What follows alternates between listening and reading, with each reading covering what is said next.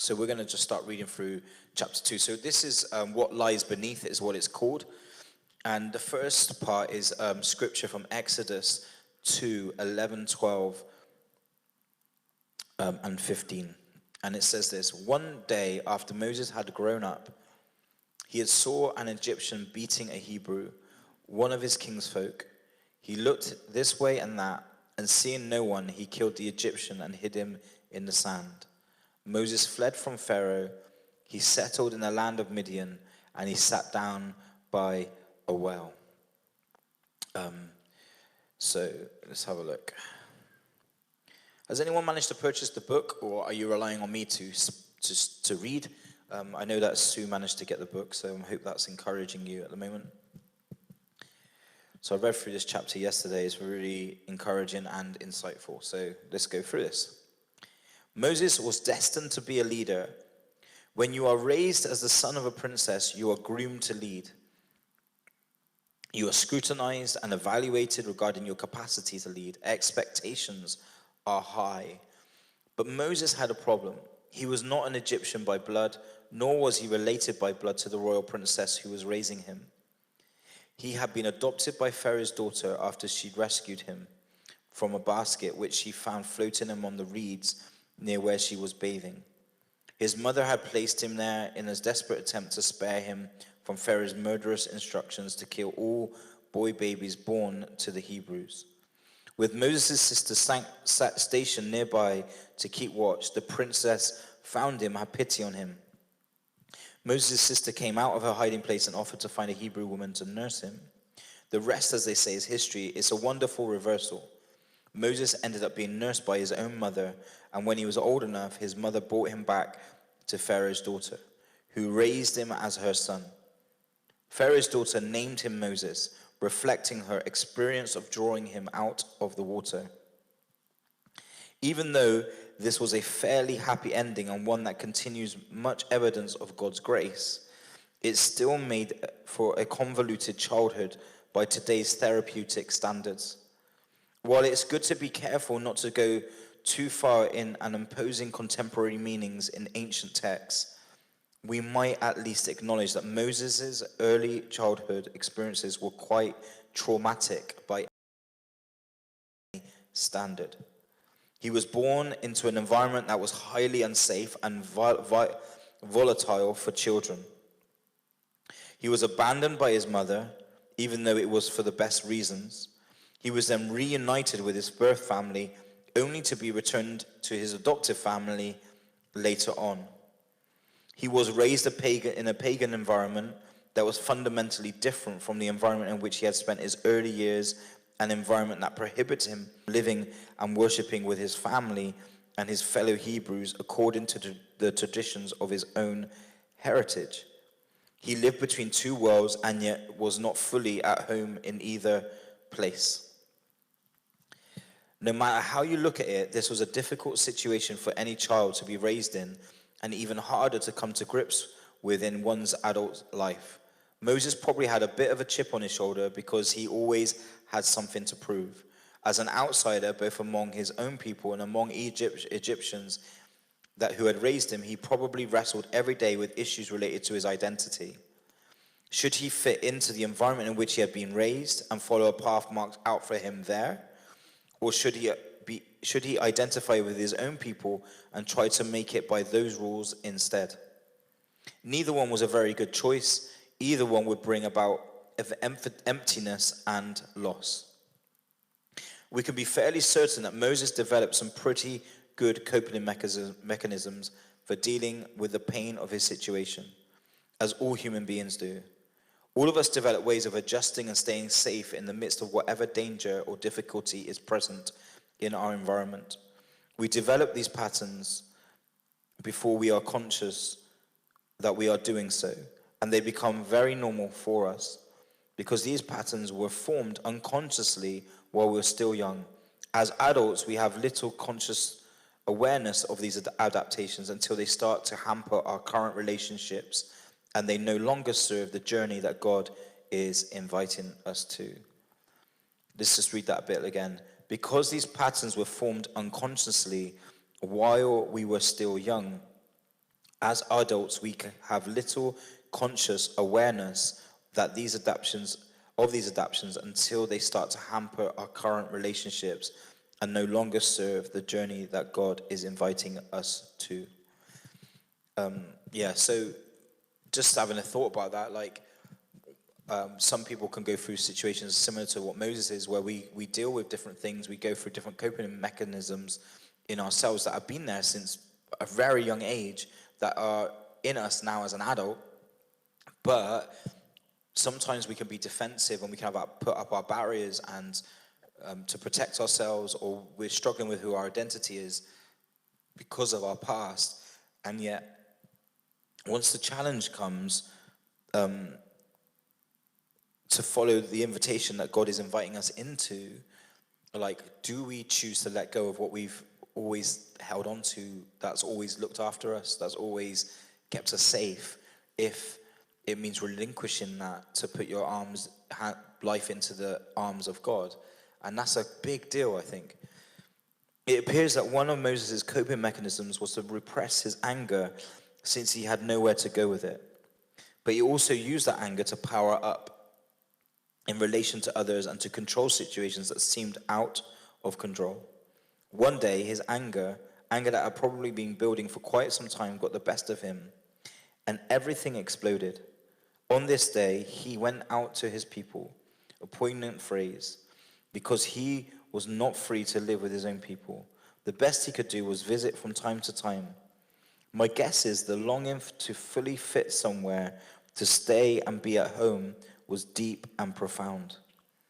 We don't know if this was the first time Moses had gotten a glimpse of how his people were living, but this time it certainly struck a nerve he might not have known was so sensitive. When he saw an Egyptian abusing a Hebrew, his anger overwhelmed him and he killed the Egyptian. Then he tried to hide his sin by burying the body in the sand.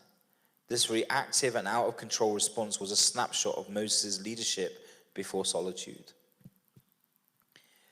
The very next day, when he visited his people again and tried to help them by refereeing a fight between two Hebrews, they would not have it. They had seen Moses' violent attempts at helping and were quite cynical about it. The reaction to his unrefined, undisciplined leadership was, "Who made you a ruler and a judge over us?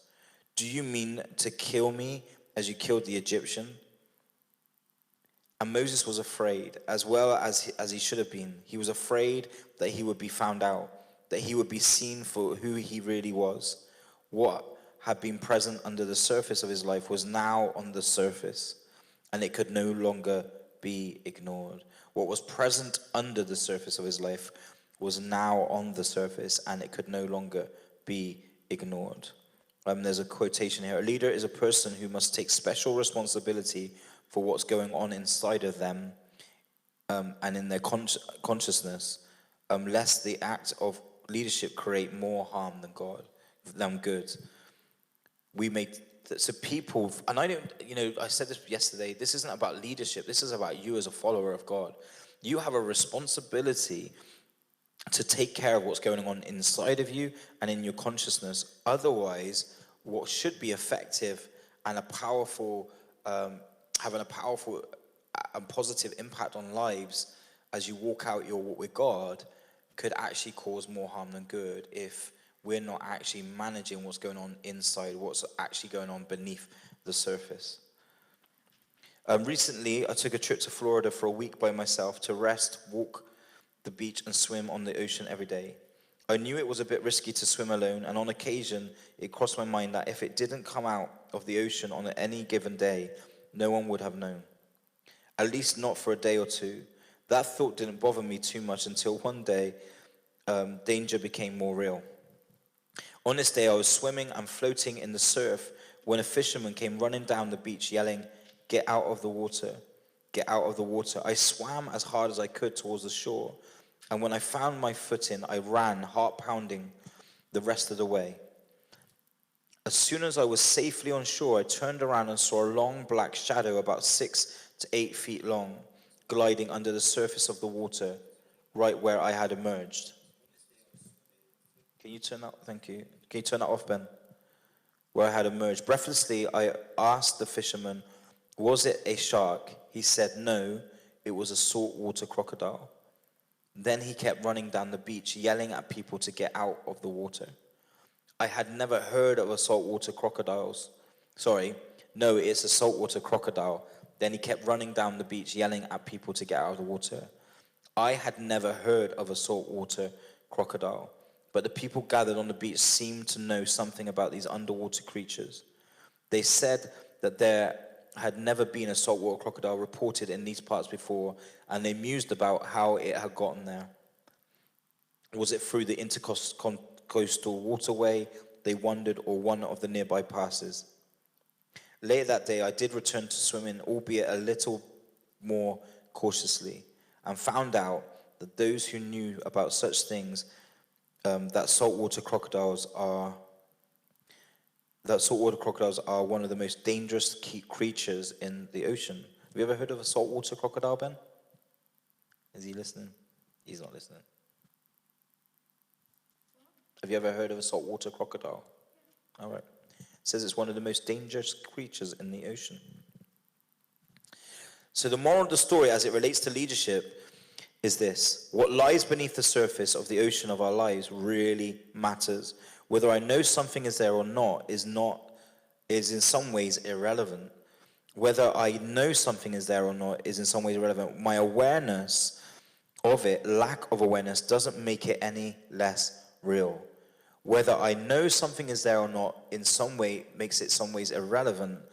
My awareness of it or lack of awareness does not make it any less real. It doesn't matter whether I have ever heard of what is lurking beneath the surface or whether I believe that such things exist. The point is that there are things lurking under the surface, and it could even be that others are seeing these things and I am not. If by God's grace we become aware of the dark creatures lurking below, the best thing we can do is get out of the water fast. Amen. So we can have things in our lives that we're not even aware of, but it doesn't mean that they're not there. And that there can be things in our character that have been there from a very young age that aren't healthy and not good. But if we ask God to reveal them, or even if we're willing to allow people to reveal them to us, if they are becoming to the top of the surface, then what it's saying is, like, you just get away from them as quickly as possible. You don't need to dwell on them. Like, just get out of the water fast. This is exactly what Moses did when he got a glimpse of the dark thing that had been lurking under the surface of his consciousness and was starting to surface so powerfully. That one glimpse of the destructive power of his raw and unrefined leadership was so frightening to Moses that he fled into solitude. He did not walk, he did not jog, he did not take time to figure out what it was or put his affairs in order. He fled into solitude. He said, in effect, this part of me, if left as it is, will be no good for anyone. Yes, he ran because he was afraid of Pharaoh, but oftentimes it is the fear of being found out or the actual experience of being found out that alerts us to what lies beneath. Yes, amen.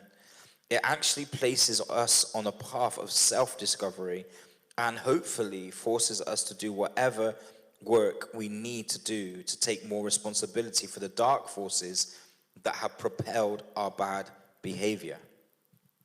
Often it takes something of this magnitude for a leader to move beyond mere dabbling in solitude to a more substantive experience. There are some behavioral patterns, something unresolved, something out of control enough, something destructive enough that we say, I must go into solitude with this. We thought we had kept it fairly well hidden. We thought we could manage it, or at least keep its destructive nature fairly private. But now here it is, out there for all to see, and it's wreaking havoc on our attempts to accomplish something good. So that the fact is that there are issues that we have to deal with in our lives that actually, if we don't, it causes damage even as we're trying to accomplish something good. We must not ignore this moment when it comes. It's one way that the leader's journey into solitude and silence begins. If such a moment comes early on as it did for Moses, thanks be to God. It is by God's grace that we are given the opportunity to face ourselves before the stakes are any higher. I want to just say to you guys that the way that God has been working in our fellowship is that he's moving by the power of his presence. He's dealing with us individually. And at this present moment, we have the opportunity to get into solitude with him personally in a way where the situations just like this, the things that are lurking beneath the surface that we might know that are there, we can deal with right here, right now. But if we don't take this opportunity to let God deal with the stuff that we need to let him deal with, and we probably are very conscious of some of that stuff as well, then if you continue to fellowship here in particular, but if you continue to walk with God, not dealing with that, then the consequences to that can actually become a more dangerous thing. It's wreaking havoc on our attempts to accomplish something good. You know, we can end up being in this place where we can end up causing more problems if we just don't get into that place with God and let him deal with it. There we go. Opportunity to face ourselves now before the stakes are any higher. If we let God deal with the things in our lives now, in this time that we've got now, this forced solitude that we have to seek him, spend time with him, then actually it sort of stops there. It ends there at the cross with God. But if we don't deal with these things that are lurking beneath the surface, then these things will become exposed, and these things will become more damaging to those around us and to ourselves. So just a word of warning, and something that's just as much as a warning for myself as it is for all of us. If it comes later on, as it does for most of us, then thanks be to God. It means that God is at work, leading us to greater freedom than we have yet known. In such moments, God's call to us to find a way to do what Moses did, to leave our life in the company of others, at least for a time, to let go of all of our attempts to fix whatever needs fixing out there, to leave whatever hope we had of leading people somewhere, and to believe that what needs to be done in the deep interior places of our life is the most important work to be done right now. In fact, to try to press on without paying attention to whatever it is that is bubbling up from way down deep is the most dangerous thing we could do. I'll read that last bit. In fact, to press on without paying attention to whatever it is bubbling up from way deep down is the most dangerous thing that we could do.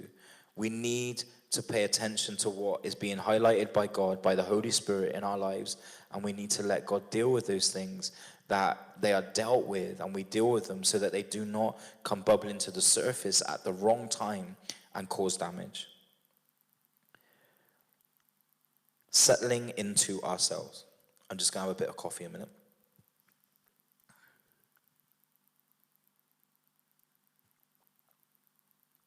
Thanks for joining in, guys. Hi, Lynn. Hi, Patrick. Hi, Jamie.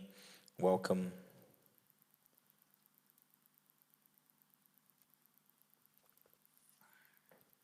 This book is very challenging, and I can understand why people will not continue listening and being part of this, because this is where God's bringing us to. He's bringing us to a place where he's examining what's going on in us. He's asking us to examine ourselves, and he's calling out the things that we need to adjust, because there's a purpose in it. He wants you to be able to connect with people, change lives of the people around you, because you have this incredible hope that others don't have. And he needs to deal with you first to be able to deal with them. And we have a responsibility to let God seek us, for us to search and seek ourselves, that we would be honest with God and say, and let God reveal things to us, that we would allow things to change in our hearts and in our lives. So I want to just encourage you to press through with this book, because it's not just the challenge of change, it's also the beauty of what can come through spending time with God. And that's really sort of the core of the book and the study that we're doing. So the first thing solitude required of Moses was taking some time to settle down. He settled in Midian. a place that was far from public view, far from the places where the most painful parts of his life had occurred, far from the place of his greatest mistake so far. The work that was needed in his life required time, space, and a great deal of privacy.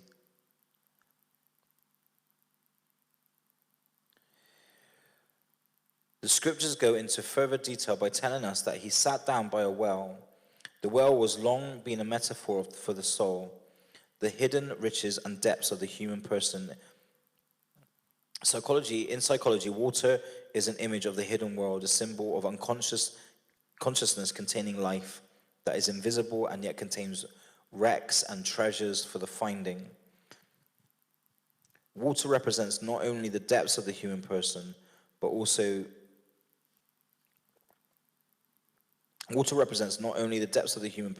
the deep interior presence of God. The metaphor of water and the wells is significant in scriptural passages as well.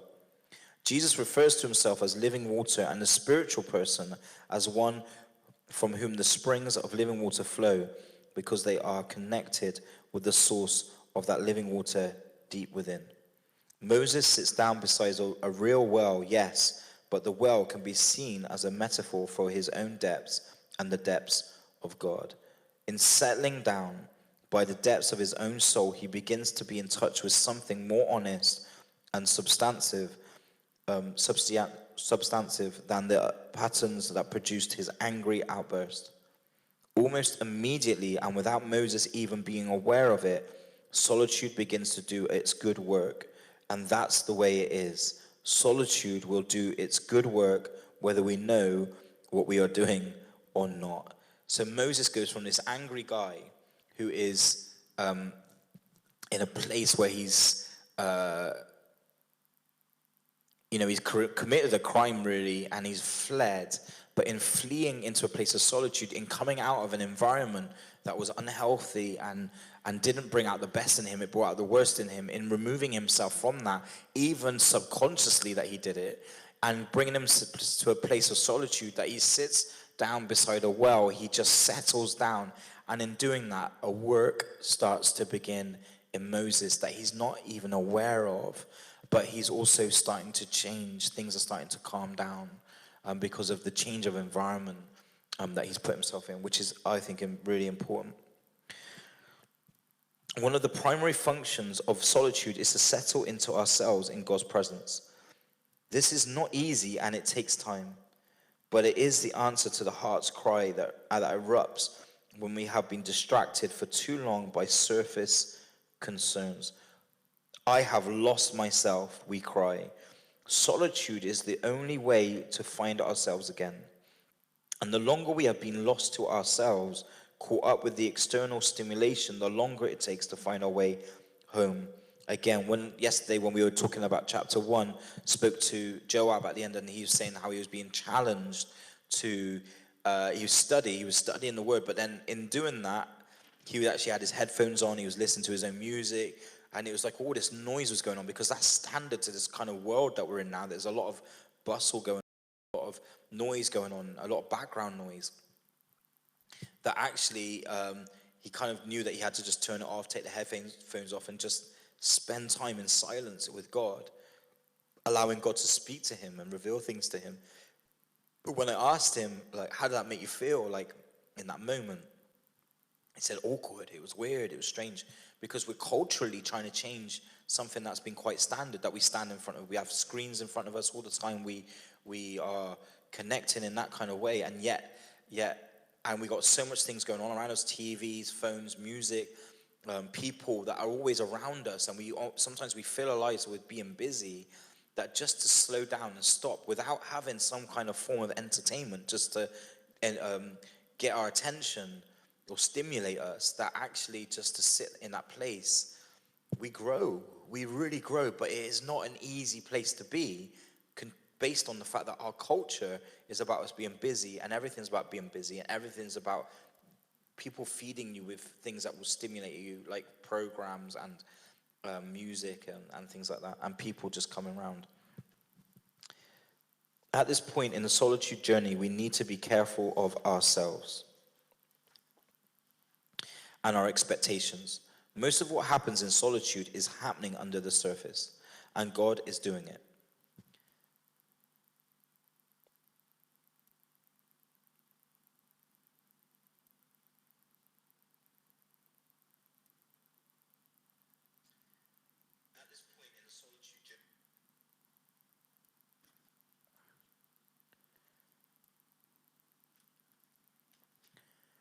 Sorry, I'm just checking our YouTube connection. Thank you.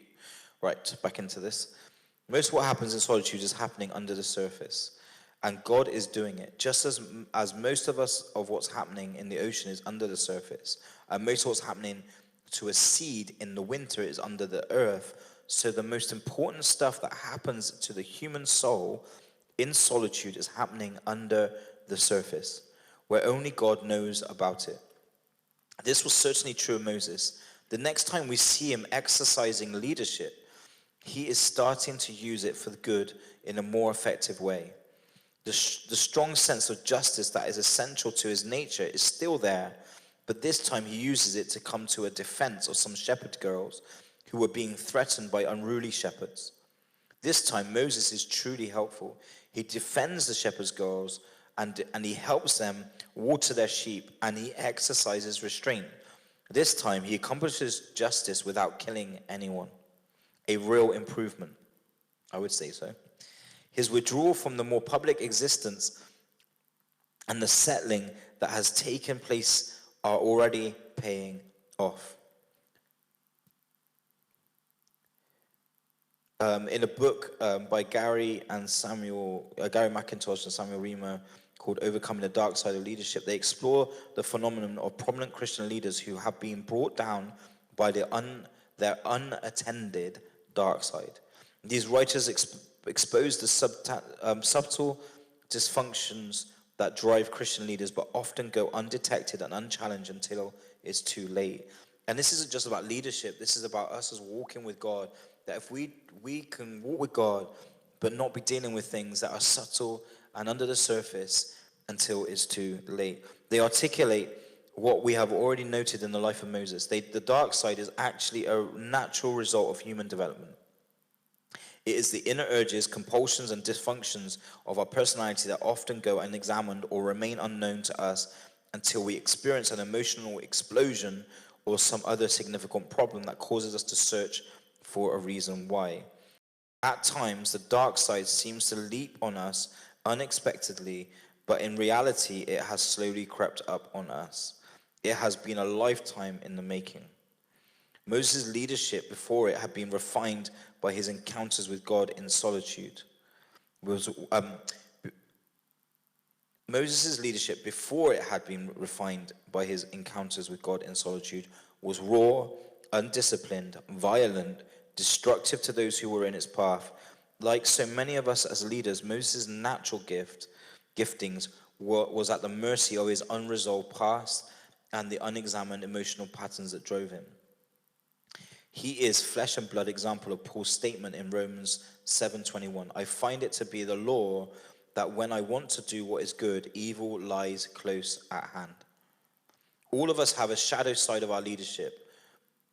Most of us start out with the desire to do good things and make a difference. However, as McIntosh and Riemann point out, the personal insecurities, feelings of inferiority, and the need for parental approval, among other dysfunctions that compel people to become successful leaders, are often the very same issues that precipitate their failure. So basically saying that the very reasons why we even become leaders or we want to become anybody or anything in our lives going forward, the very reasons for that are also the very reasons why we fail, because if we set ourselves up with the wrong attitude and the wrong motivation, particularly within a Christian environment and a church environment, in pursuing a role within the church, but the basis of it is almost for the wrong reasons, then those same reasons are very likely to be what could cause you to fail. What Paul is saying, what Moses' life illustrates, is that when we set out to do good but carry out our attempts without the discipline of attending to what lies beneath and opening up to God's presence, evil is always close at hand. The raw gift of leadership may be there, as it certainly was for Moses, along with a strong sense of what is right and what we think needs to be done in this world. But our leadership cannot be a force for good if it's not being refined by the rigors of true solitude. That place where God is at work beyond what we are able to do for ourselves or would even know how to do it for ourselves. So we cannot turn our walk with God into something that is for good and has good purposes if we're not letting God himself refine who we are and what we are. In one sense, Moses was fortunate that his dark side was exposed so early in his development, when the stakes were not as high as they would be later on when fewer people were effective. Perhaps God knew that if his penchant towards murderous rages had surfaced while the Israelites were hanging on by a thread in the wilderness, the whole mission might have been lost. Facing his dark side and moving into solitude with it was one of the most important things he could have done to prepare for what was ahead. Moses did what we all must do when such awareness breaks in. We must find a way to take our whole self into God's presence, shadow side and all, every bit of it, and wait for solitude, time with God, to do its work. This is the invitation to freedom from the inner bondage of being subject to a deeply patterned responses that were helpful to us at one time, but could cripple us now in what we're being called to do. You're being invited into freedom from the inner bondage of being subject to deeply patterned responses that were helpful to us at one time, but could cripple us now in what we are being called to do. That what we were and how we coped through life and how we got where we are doesn't mean that that's how we continue. If it's not God, if it's not the right way of dealing with things, if it's not the right attitude, that it can actually cause more damage. And we need to realize that no matter what your upbringing, your past, and the things you've put in place to handle those such situations and using them to deal with similar situations today, if they are not of God and if they're not led by him, then they can cause you more damage and others more damage. This is a call to liberal to hear only when we have finally become desperate enough to consider a radical departure from life as we know it, so that we can be made well. Only those whom God has freed at this level are prepared to lead others into freedom that they seek. Only those who have been brave enough to ride their own monsters of anger and greed, jealousy and narcissism, fear and violence all the way down to the bottom will find a truer energy with which to lead. Only those who have faced their own dark side can be trusted to lead others towards the light. Only those who have faced their own dark side can be trusted to lead others towards the light.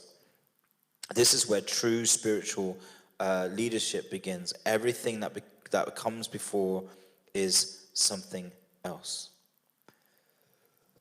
There we go, chapter 2. I'm just going to read through the practical part. Just why don't you, if you're watching online, why don't you just send us a comment of any thoughts you just had through that? Your invitation to solitude in the midst of your life in leadership need not be dramatic or traumatic as it was for Moses. The impetus might be on a longing that won't go away, a sense of missing God that all the accolades of ministry cannot fill. It might be a level of exhaustion that no one else knows about, yet it might also be the awareness of a sin. It might also be an awareness of a sin pattern that you used to be able to control, but now it's pressing in on you with greater urgency. It might be feelings of hopelessness or depression that no one else sees, and yet are a dark current running under the surface of your busy life, threatening to pull you under. It doesn't really matter how the invitation comes. What matters is that you say yes. At the close of this chapter, take a few minutes to sit quietly in God's presence and notice what it is that is drawing you into solitude in the midst of your life. Why this? Why now? Try not to fight the awareness that comes or talk yourself out of what you're experiencing. If, like Moses, what you see causes you to be afraid, let yourself experience that fear or that sadness or whatever it may be, as part of the energy that will enable you to do what you need to do. Take that at least 10 minutes to sit quietly in God's presence with your growing awareness of what is drawing you into solitude at this time. Allow yourself to experience the hope that comes with knowing that there is a safe place for you to acknowledge what is true about you and to wait for God's action in your life. So take 10 minutes to sit quietly in God's presence with your growing awareness of what is drawing you into solitude at this time. Allow yourself to experience the hope that comes with knowing that there is a safe place for you to acknowledge what is true about you and to wait for God's action in your life. And there's a prayer.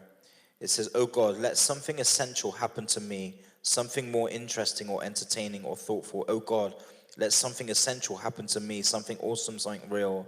Speak to my condition, Lord, and change me somewhere inside where it matters. Let something happen in me, which is in my real self, which is my real self, God. Let something happen in me, which is my real self, God."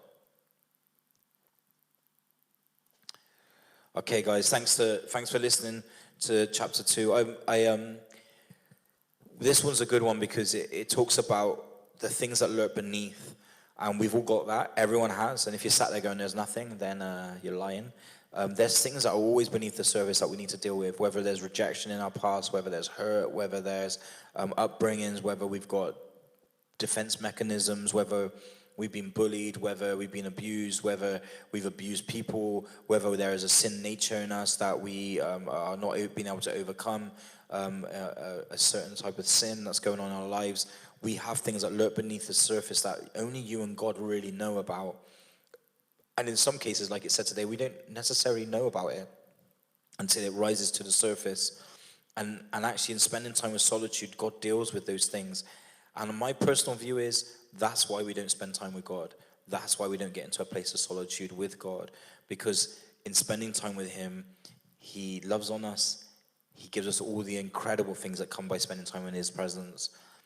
But we also get the revelation of the things that He's trimming and dealing with. You know, it says that He's like the vine dresser. He's dealing with us and He's pruning us. And that's the bit we don't like. We like the grace, we like the love, we like to feel His lovely presence, but we don't necessarily want to hear His voice. Sometimes that's telling us to deal with that inner stuff that's lurking beneath the surface. Because twofold: one, it can help people; two, it helps you. So if you deal with it, it doesn't cause damage because you've dealt with it. But in dealing with it, it then releases you to be able to help others. And so there's not a negative to it. It's just the pruning process, the painful process that we might go through in handing that over to God. It may be that we're handing over a trait, a type of character that we have, a personality that we've had for a long, long time, that we know it's not right, but it's our place of protection, and that we need to hand that over to God and say, "God, I don't want to be limited or held up by these boundaries that I've put in place. I want to make sure that I'm operating in accordance to your will and your way." So thanks for listening. How you guys doing? Who's been listening in? Did you manage to not fall asleep listening to that? I know it's quite difficult sometimes to listen to someone reading a book. I hope.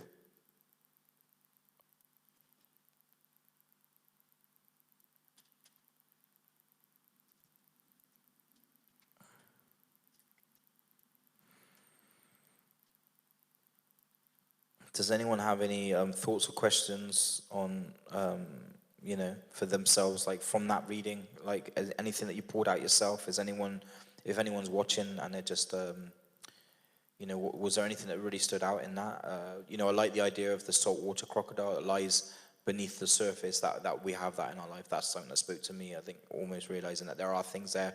Sometimes we're aware of them and sometimes we're not aware of them. That doesn't make it any less true that there are things there that at some point we need to let God deal with. And that's a big deal, isn't it? We're human beings that have got a lot of things going on in us. And God is shaping and molding us and creating us to be more and more like Him if we allow that.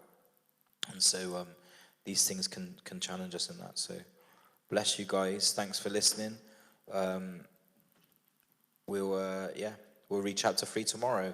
I don't think we're going to be doing a live stream tonight. There would be Bible study, obviously, but now we've got locked down. I don't think we'll be doing that. So this will be the last program for today. And then tomorrow we'll be back with Good Morning Church at 9:30. We'll be doing this again, chapter 3. And there will also be Youth Church TV, Hillfields Church, Hillfields Youth TV will be coming at 11:30 a.m. tomorrow. And we will see what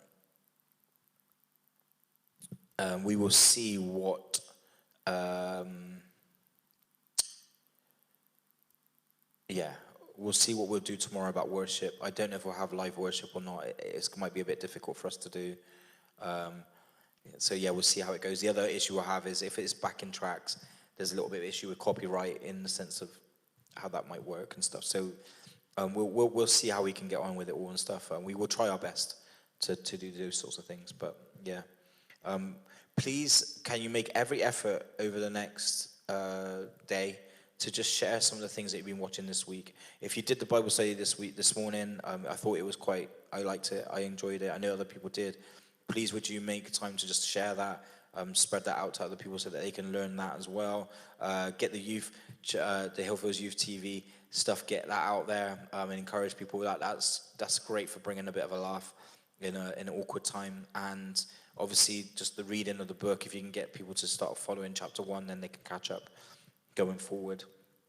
We're encouraged. We're going to do everything we can just to keep encouraging you guys as best we possibly can. Thanks for listening. Thanks for being part of today. And I will see you tomorrow. God bless. Take care.